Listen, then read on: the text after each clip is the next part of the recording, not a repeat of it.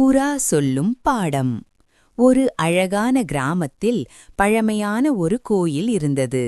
அந்த கோயிலின் உயரமான மாடத்தில் பல புறாக்கள் குடும்பமாக மகிழ்ச்சியுடன் வாழ்ந்து வந்தன.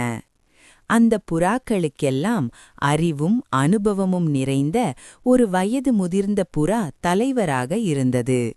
தினமும் அதிகாலையில் தலைமை புறா முன்னால் பறந்து வழிகாட்டும். மற்ற புறாக்களெல்லாம் அதை பின்தொடர்ந்து இரை தேடி உண்டு மாலை நேரத்தில் மீண்டும் கோயில் மாடத்துக்கு திரும்பி வருவது அவர்களின் வழக்கமாக இருந்தது. தலைவர் சொல்வதை கேட்டு நடப்பதால் அந்த புறாக்கள் எப்போதும் பாதுகாப்பாகவும் சந்தோஷமாகவும் வாழ்ந்து வந்தன. ஆனால் ஒரு நாள் இதை கவனித்த வேடன் இரவு கோயில் அருகிலேயே தரையில் நிறைய தானியங்களை தூவி அதன் மேலே ஒரு வலையை அமைத்து 4 மூலையிலும் முளைக்குச்சி அடித்து வைத்துவிட்டு போனான். அதிகாலையில் எல்லா புறாவும் இரை தேடி கிளம்பும்போது கீழே கொட்டிக் கிடக்கும் அந்த தானியங்களை பார்த்தன. இங்கேயே நம் தேவைக்கும் அதிகமான தானியங்கள் சிதறிக் கிடக்கின்றன.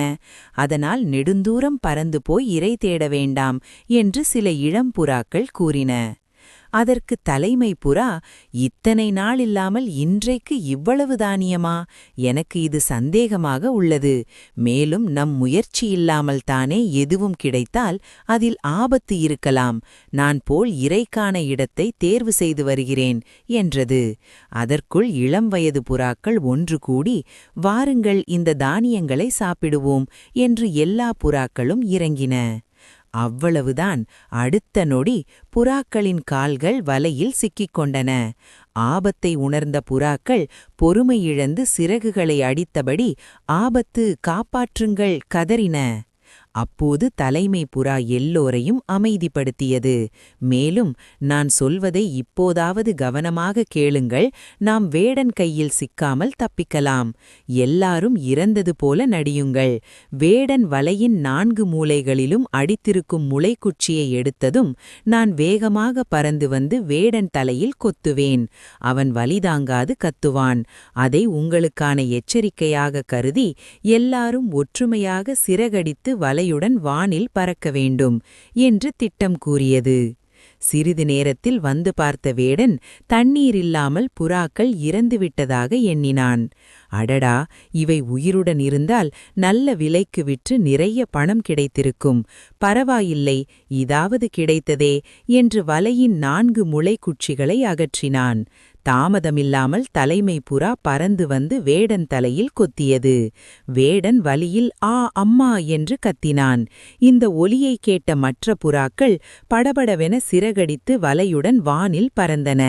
அதன் கீழே வேடன் ஐயோ என் வலை என்று கத்திக்கொண்டே ஓடினான். பறந்த புறாக்கள் ஒரு மலையை கடந்து சென்றபோது தலைமை புறா கீழிறங்க ஆணையிட்டது. அந்த இடத்தில் ஒரு எலி வலை இருந்தது. வலையுடன் புறாக்கள் இறங்கியதை பார்த்த எலி உள்ளே ஓடி பதுங்கியது. புறா, நண்பன் வந்திருக்கிறேன், ஆபத்திலிருக்கும் எங்களை காப்பாற்று என்று கூறியது.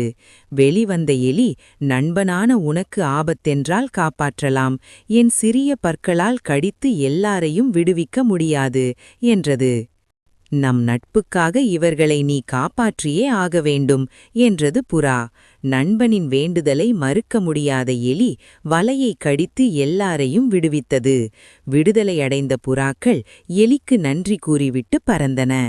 நீதி. இக்கதை மூலம் நாம் அறிந்து கொள்வது, உழைப்பில்லாமல் வருபவை ஆபத்துள்ளவை. அனுபவம் மிக்க வீட்டில் உள்ள பெரியவர் அறிவுரையை கேட்க வேண்டும். ஒற்றுமையே பலமாகும், அதுவே வெற்றி தரும். துன்ப நேரத்தில் நண்பனை காக்க வேண்டும். சிறியவர்களும் சில நேரங்களில் பெரிய உதவியை செய்வார்கள். இந்த கதை உங்களுக்கு பிடித்திருந்தால் லைக் மற்றும் சப்ஸ்கிரைப் செய்து விடுங்கள். அப்பொழுதுதான் மேலும் இது போன்ற வீடியோ பார்க்க முடியும்.